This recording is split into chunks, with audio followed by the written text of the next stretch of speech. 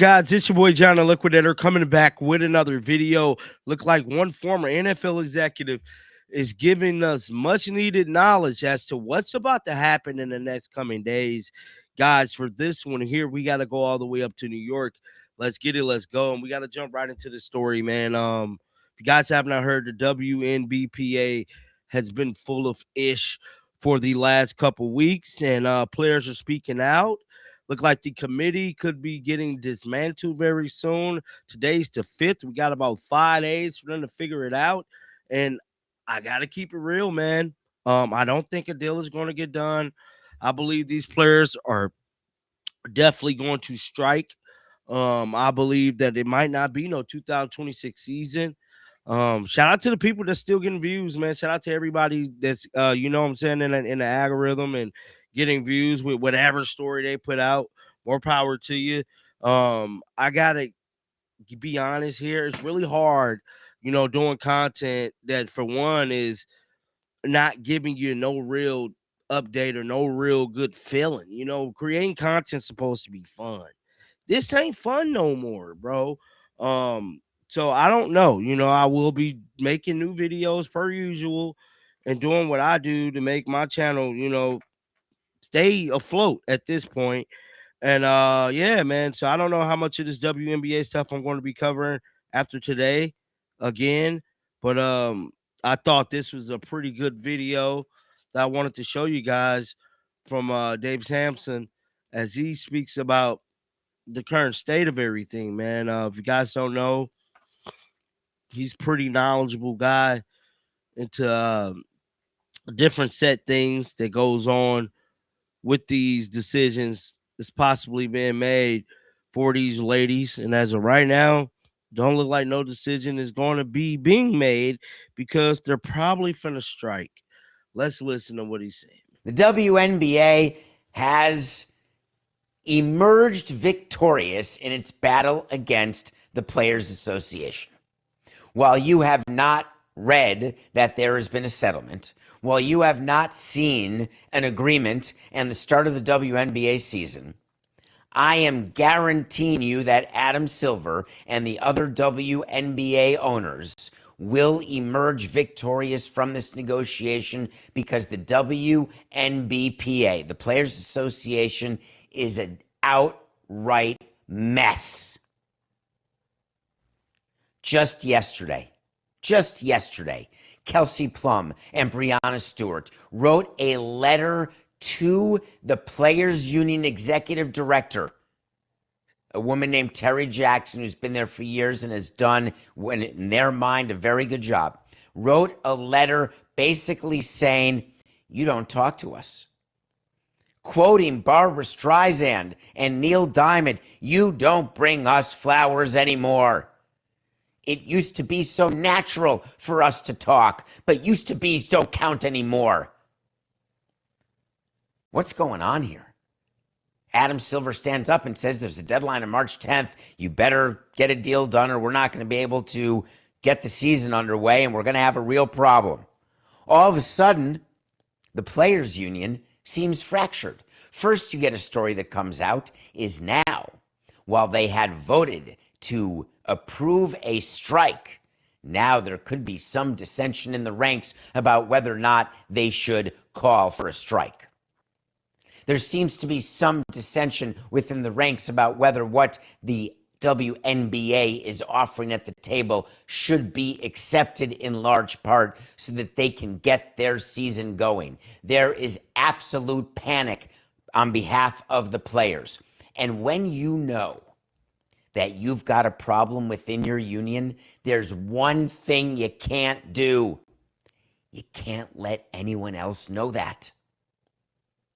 Because once the other side knows about the fracture, they stick their leg in it and they use one of those expanders that open your chest cavity and expose your beating heart. You certainly do not write a letter that you know is going to get leaked. For those of you who are going to complain about leaks, inside the industry, the sports industry, every email we write every letter we write, every correspondence with the fan or with the commissioner or with the fellow owner, you are taught in president's school, it's public. You have got to communicate with people as though you know everyone is going to read it, and you better put context in your communications, because left alone, there could be room for misinterpretation. Well, this 3-page letter did not leave room for misinterpretation.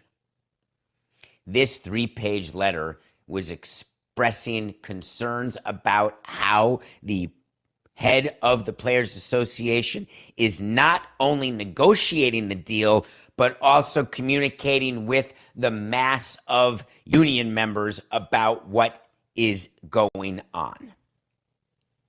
ESPN received this private communication, and I'm about as shocked that today is Wednesday because yesterday was Tuesday. Whoa. What's that? I just built a budgeting app in Base 44. Guys, inside the letter, we are frustrated that we have not made more progress as we near the March 10th deadline. Game over. Do you know that March 10th is not a real deadline? I'm just going to make sure that we're clear about that. When Adam Silver stood up after the All-Star game during his media availability during All-Star weekend and said, and we have a deadline on March 10th, or there could be a delay and there's going to be a real problem. The reason I smiled is that that day was pulled out of thin air. It was to create the need for urgency. An end day, which creates urgency. Yep. Because that sounds normal, except the reason Adam Silver did it is he thought to himself, correctly so, if I finally put a deadline out there and I'm hearing some rumblings from my insiders, that could fracture this union. And it played out exactly as Adam Silver would want it.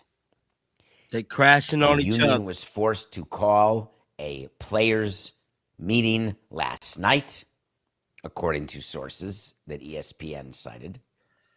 The union now is going to address the issues raised in the letter by Plum and Stewart.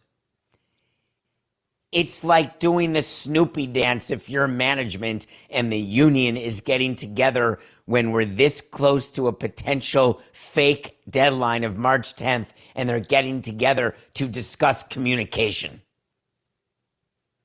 It's so perfect that anyone who thinks that the women players are going to make the progress that they thought they were going to make because they had the leverage because of Caitlin Clark and because of the greatness of the WNBA and Unrivaled is selling out semifinal games at Barclays Center and there's just all this excitement about it.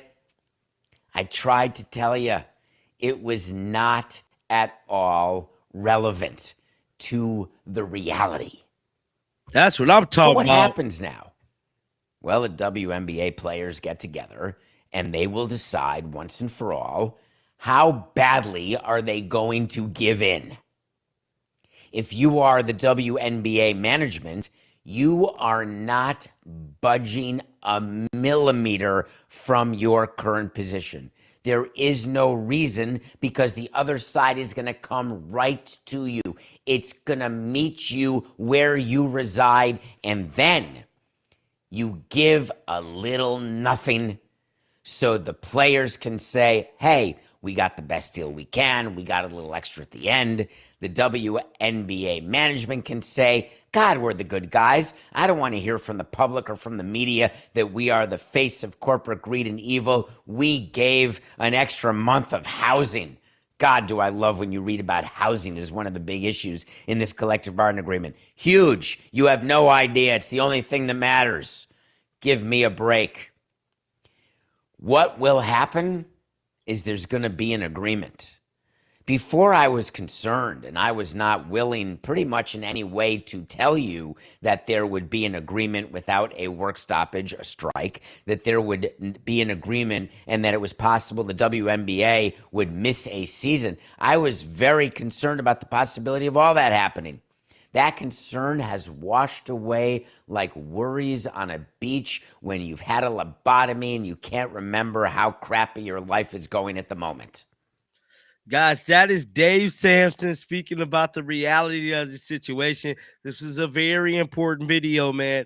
Make sure y'all get down in the comment section. Let me know y'all thoughts about this one. Keep them bills on, bruh.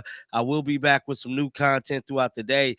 And until next time, man, shake the haters off. I'm out of here, bruh. Peace out.